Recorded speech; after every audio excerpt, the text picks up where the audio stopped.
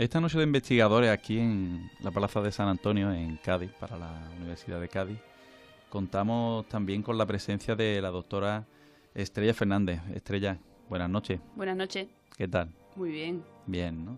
Estrella viene hoy a hablarnos pues, de un artículo bastante interesante sobre uno de los artistas más famosos y yo creo que más importantes de España y de Latinoamérica y yo creo que prácticamente del planeta, ¿no? El artículo concretamente lleva el nombre de La pragmática de la comunicación no verbal de Rafael. ¿Cómo fue la investigación? ¿Por qué elegiste a Rafael? Bueno, pues más que por qué, como me lo han preguntado muchas veces, es por qué no o cómo no se ha escrito antes sobre la comunicación no verbal de este artista que es mundialmente famoso por precisamente, aparte de por su voz, por su comunicación y su gestualidad, por su comunicación no verbal. Y entonces el por qué pues fue porque yo quiero tener, digamos, aparte de la carrera en los medios, la carrera académica. Y entonces ahora los profesores universitarios, pues uno de los requisitos es tener publicaciones científicas. Y bueno, esto siempre ha estado así presente, pero el detonante, digamos, la causa concreta para que yo escriba este artículo fue porque el año pasado, pues por mi cumpleaños, mi prima Esther María me regaló una entrada a un concierto de Rafael. A ver, a mí siempre me había caído simpático. O sea, yo había escuchado canciones suyas, no habitualmente, pero sí muy de vez en cuando. Y estuve en el concierto y además fue el Sinfónico. Sinfónico es que hizo una gira, que creo que duró casi 2 años, con sus canciones más famosas, con música sinfónica, que parecía realmente estar dentro de una película de cine, una banda sonora prácticamente. Y fue eso porque fue un concierto que no me lo esperaba. Vamos, yo creo que nadie que no haya visto a Rafael se espera ver lo que se ve en sus conciertos, porque fueron casi 3 horas de música sin parar. Yo creía que iba a haber intermedio, descanso y nada. Fueron casi 3 horas sin parar y lo vi claro. Dije, yo creo que aquí tiene que haber, de aquí se puede sacar un artículo, y la sorpresa fue que no había nada escrito de eso concretamente. Además es que sorprende bastante porque generacionalmente Rafael es de otra generación bastante lejana a la tuya, porque los radioaficionados, los radioyentes no pueden ver a la doctora Fernández, pero es bastante joven, por lo cual Rafael le coge bastante de lejos. Pero sí que es verdad que parece que Rafael está viviendo como una tercera juventud, ¿no? Ahora está llegando a casi todos los tipos de público, a niños, a abuela, Sí, madre. Sí. De hecho, en un concierto puedes encontrar yo tenía en uno cuando fue la maestranza en Sevilla, en la Plaza de Toros.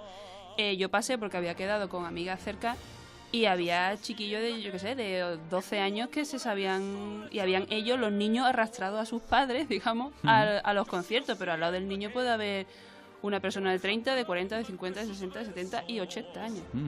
Pero que yo no creo que sea raro que yo haya escrito este artículo, porque tiene fans de todas las edades. No, lo extraño es que no se haya escrito antes.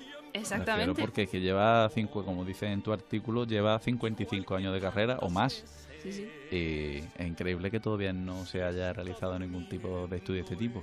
Y entrando ya a lo que es un poco en tu artículo, queremos preguntarte, qué metodología has seguido para llevar a cabo este estudio. Pues la metodología obviamente ha sido cualitativa, es decir, no hay datos numéricos, porque ha sido básicamente basado en la observación y en revisar bibliográficamente aquellos artículos o libros que a mí me ayudasen, sobre todo los centrados en comunicación no verbal, para armar el esqueleto de este artículo, que básicamente es una introducción, y he usado el modelo de Mills Patterson, para rellenarlo con las características de Rafael.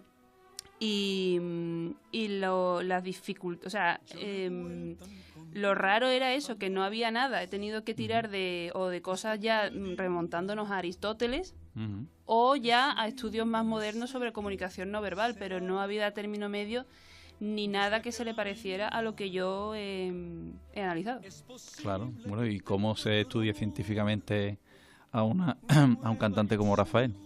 Pues, bueno, terminando también con la metodología, obviamente pensé que lo ideal era, ya que se puede hacer, era entrevistarlo a él, primeramente.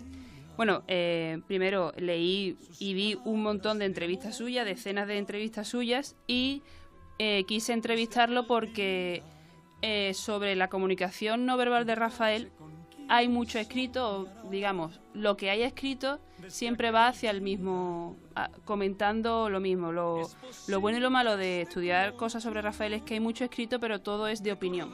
Entonces, un artículo científico no se puede basar en la opinión, ni en habladurías, ni en puntos de vista o en gustos. Entonces, pues, me he tenido que forzar mucho en eso y buscar temas que sean más asépticos y que no tengan connotaciones de crítica o de ese tipo de cosas. Y solo había 3 artículos que yo haya encontrado sobre Rafael, curiosamente los 3 en inglés, y comentaban de pasada la gestualidad de Rafael, que siempre era sobre las críticas de sus rasgos no varoniles, ¿sabes? Porque claro, cuando salió, se hizo famoso, lo que estaba era o este hombre, Frank Sinatra, o veníamos de Manolo Escobar, que eran personas que, digamos, no se arrugaban ni se despeinaban en el escenario. Entonces, pues Rafael era todo lo contrario. Y la metodología pues era eso, y concerté una entrevista con su agencia de representación y me dijeron tal día, tal hora, y pude entrevistarlo y abiertamente preguntarle sobre todo, porque en el artículo se puede ver las transcripciones de la entrevista. Antes de preguntarte, bueno, cómo ha influido la comunicación no verbal o qué papel juega la comunicación no verbal en Rafael, te queremos preguntar, bueno, que cómo es Rafael, ¿no? En persona, o por lo menos hablando con él. Pues la verdad que muy normal, muy simpático, se rió muchísimo. Yo creo que ahí sale su faceta que le gusta destacar, andaluza, y la verdad es que fue súper amable y contestó a todo, sin prisa y súper relajado y muy bien. Muchas veces hay también estrellas del cine o de la música que son como inaccesibles, ¿no? Tenemos casos no muy lejanos en Latinoamérica de algún que otro cantante que no, totalmente imposible poder hablar con ellos, ¿no? Y bueno, ya sí vamos a hacerte la pregunta de oro, que es cómo, qué importancia tiene la comunicación no verbal para Rafael, ¿no? Pues yo y después de escribir el artículo tampoco te lo podría poner en porcentajes de importancia, pero yo creo que sí que ha tenido un peso bastante grande en su carrera, porque lo que es indiscutible es el timbre de voz que tiene tan peculiar y la manera que también entraría un poco en la comunicación no verbal, ¿no? Porque yo entiendo que comunicación verbal es lo que dicen las canciones, que obviamente ayudan a que, porque en su mayoría son de amor y desamor, que todo el mundo hemos sentido esas pasiones, pero la manera de llevarla a la práctica es lo que realmente caracteriza a Rafael, que él ha dicho varias veces que él no canta, sino que interpreta comedias de 3 minutos. Y la verdad es que tú vas a un concierto y lo ves sufrir, lo ves alegre, lo ves tranquilo, lo ves más nervioso, si la canción lo requiere. Ha movido, me ha sentado incluso, o rompe un espejo, si es pertinente. Y yo creo que ha influido muchísimo en su... De hecho, yo he tenido la experiencia me compré un disco de él, allá después del artículo, y hay una canción que es Hay momentos de amor, que yo primero la escuché y luego tuve que buscar el vídeo, porque digo, ¿cómo ha interpretado esta canción? Porque una más movida y obviamente no decepciona, es Rafael 100%. Y yo no entiendo a la gente que dice, me gusta Rafael, escucharlo pero no verlo. Y yo creo que es todo lo contrario, que Rafael lo bueno es que hay que verlo. Se complementan. Por supuesto, si no, yo te digo ese ejemplo, que yo necesité ver la interpretación de esa canción, por ejemplo, y otras muchas más, claro. Claro, es que en cierta forma, y ahora tú no lo comentas, lo que es la gestualidad de Rafael también se ve reflejado en sus canciones, ¿no? Cuando escuchas una canción y no lo estás viendo, en cierta forma parece como que lo estás viendo, Claro. Incluso no te imaginas grabando la canción sin gestualizar. Claro, de hecho él gesticula durante las grabaciones, vamos, él... De hecho yo se lo dije en la entrevista, digo, porque tú gesticulas incluso grabando discos. Y se quedó un poco así, dice, supongo que sí, bueno sí, porque he visto fotos mientras yo grababa y sí, y vamos, hay algunos videoclips que están en YouTube que se pueden ver que él gesticula, no tanto como en el escenario, que es donde verdaderamente él es él, pero sí que gesticula, claro. Bueno, y como curiosidad, bueno, el artículo, no lo he dicho, se ha publicado en la revista argentina de semiótica que se llama Adversus, que está ahí disponible para quien lo quiera leer. Y curiosidad que me gustaría decir es que mi artículo me lo han traducido al ruso, y esto es porque hay una historia muy bonita de Rafael con Rusia, porque cuando se estrenó una de las primeras películas de Rafael en los años 60, pues lo que ocurrió fue que las rusas, vamos, me imagino que son en su mayoría rusas, vieron la película y Rafael se ha transformado, digamos, en un instituto Cervantes portátil o andante, porque acudieron en masa chicas jóvenes a estudiar español para comprender la letra de las canciones de él, porque le impactó obviamente su comunicación no verbal y querían ir más allá y comprender la letra de las canciones. Y entonces, cuando todavía era la Unión Soviética, que de hecho no se podía viajar a Rusia desde España porque había bastante tensión, pues Rafael sí pudo viajar con mucha burocracia, pero llegó allí y siguió haciendo más estudiantes de español para entender sus canciones. Y por eso mi artículo llegó por internet a manos de una de estas estudiantes, que se llama Alicia, que colabora o trabaja en una web que se llama Viva Rafael, y ahí traducen todos los documentos que encuentran interesantes sobre Rafael y los pasan del español al ruso para que las fans rusas, que hay un montón, miles, y no saben español, pues puedan así leer los trabajos y las noticias que se publican de él. Y me resultó bastante curioso, como curioso también es que Rafael tiene 2 cumpleaños y medio a lo largo del año, y uno es su cumpleaños real, que creo que es en mayo, a principios de mayo. En abril tiene otro que es por su trasplante, y luego la asociación rafaelista le hace no otro cumpleaños, sino otra celebración que ha sido hace poco, el 25 de septiembre, porque fue cuando volvió a tener un concierto después de su trasplante. Y la verdad es que estudiar cosas de Rafael, pues te encuentras con este tipo de curiosidades. Ya esta pregunta que te voy a hacer un poco más personal, pero también lo que es el contenido de sus canciones y el tipo de canciones que él ha ido cantando han motivado también mucho que se exprese tal de la forma que él se ha estado expresando, ¿no? Sobre todo con aquellas canciones tan fuertes y tan apasionadas de Manuel Alejandro que bueno, que siempre ha ido recorriendo su carrera, ¿no? Claro, si es que es eso, es que ataca, digamos, a los sentimientos de todas las personas. Y también creo que leí un artículo o algo así que era como el histrión de la canción española. El histrión era es como el actor que expresa con más afectación o bastante, incluso exageradamente, de manera exagerada, pues sí. Pero bueno, es su estilo, su sello, y es lo que yo creo que le ha servido para tener ese éxito que ha tenido, tiene y todavía tendrá, claro. Además que, bueno, esa forma suya de actuar y de interpretar llega más que otros cantantes, ¿no? De esa forma tan expresiva, a fin de cuentas, el que más lo nota es el que está en vivo, el que lo ve y llega mucho más al público que aquel que pues que a lo mejor es más moderado en su gesto, ¿no? Y bueno, supongo que habrá algún tipo de investigaciones futuras, o a lo mejor tiene algún tipo de planteamiento respecto a seguir alguna línea de investigación.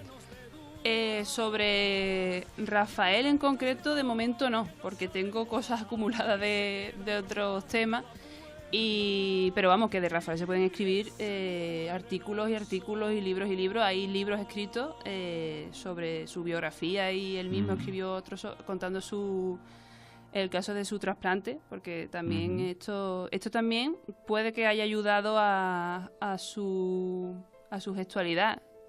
Yo trato en el artículo un tema de lo suyo, una canción que es Ámame, que es muy curioso ver cómo la interpretaba en los años 80, cómo lo hacía en los 90 y cómo lo hacía después del trasplante. O sea, en los 80, que es cuando salió, eran más, un poco más afectados los gestos, más histriónicos incluso. Y luego ya se fue, después del trasplante fue la misma canción. Es lo importante es que es la misma letra, el mismo contenido, pero la transforma en otro tipo de canción, porque lo canta más relajado, con otro tono, no timbre, sino tono de voz más tranquilo. Y yo creo que eso, que porque no te puedes cansar de escuchar las mismas canciones, porque siempre las va a cantar diferente. De un concierto a otro ha cambiado. Yo no soy experta en música, pero los tonos o la instrumentación musical es diferente y ya te hace que sea algo nuevo. De hecho, en los conciertos también, aparte va cambiando de canciones. Canta las de siempre, las que la gente quiere escuchar, más las nuevas, y va cambiando. Vamos, que una misma canción la puedes escuchar de varias maneras y te puede gustar de una manera y de otra no. Claro. Que yo creo que también esa es la clave. En cierta forma también ha ido madurando la persona de Rafael, y ha ido madurando también con sus canciones. Digamos que, claro, no es lo mismo el Rafael de cuando era bastante joven a ahora. Digamos que también su interpretación se ha adaptado también a su experiencia, a su vida, y ahora como él mismo se siente, las interpreta también de otra manera, ¿no? Claro, y además de la comunicación no verbal de Rafael también podemos ver que las giras son diferentes en el hecho, por ejemplo, de la chaqueta que lleva al empezar, porque todos sabemos que va de negro siempre. Eso también le ha ayudado muchísimo, yo creo, en su interpretación, porque realmente parece un mimo, porque los mimos van de negro para que solo nos fijemos en las manos y en la cara. Claro, nos fijamos más en los hechos del Claro, no del se va a intérprete. comentar, tras un concierto de Rafael no se va a comentar la ropa que lleva, como puede pasar con otros artistas, porque siempre va a ser la misma. Pero sí en la interpretación o en la chaqueta sí hay un distintivo, que es la chaqueta, por ejemplo, de la gira anterior a esta. La anterior era una chaqueta bordada, que era así como estampado, no, bordado, más elegante, digamos, y ahora va de cuero, porque son artistas nuevos y demás, y entonces pues eso también va marcando un poquito inconscientemente, porque eso no está explícito, es algo que se ve y ya está, y el espectador lo asume como hilo conductor de lo que se va a ver después. Me gustaría dejar esta entrevista preguntándote si has observado algunos gestos que a lo mejor utilizara cuando era más joven, como por ejemplo el gesto de la bombilla tan famoso, y que haya desaparecido, o gestos nuevos que hayan aparecido que a lo mejor el público general no lo haya apreciado. Pues uno de mis próximos artículos, que ya están aprobados, que es para el año que viene, va sobre las imitaciones humorísticas. Y Rafael no es protagonista del artículo, pero sí hablo de él por ese tipo de cosas, porque realmente todo el mundo que imita a Rafael lo imita de manera casera desenroscando una bombilla. Claro. Pero realmente él ha hecho gestos parecidos, pero eso es gracias a los imitadores, que se van imitando y hace que nosotros los espectadores asignemos esos gestos a Rafael. Claro. Pero vamos, yo nunca lo he visto desenroscar una bombilla literalmente, así una hipérbole, una hiperbolización de una parodia, que es eso, realmente, resaltar algunos rasgos. Pero nuevos rasgos no, él mismo lo dice, que simplemente hace lo mismo pero más tranquilo, más relajado, más sin prisa. Pero vamos, él sigue entrando con su braceo característico al escenario, como si fuera un militar más relajado, sigue bailando. Lo que pasa que, claro, no podemos pedir que sea ahora Michael Jackson tampoco. Es que es increíble que con la edad que tiene siga teniendo la fuerza que tiene y los hechos que hace. Y vamos, tú en los conciertos puedes ver todavía cuando canta Gavilán, creo que se llama, que baila. Está a media canción bailando y claro, pone al público revolucionado. Claro. Pues nada, doctora Estrella Fernández, muchas gracias. Esperamos que en sus próximas investigaciones pues le vaya igual de bien. Gracias. Muchísimas gracias a vosotros.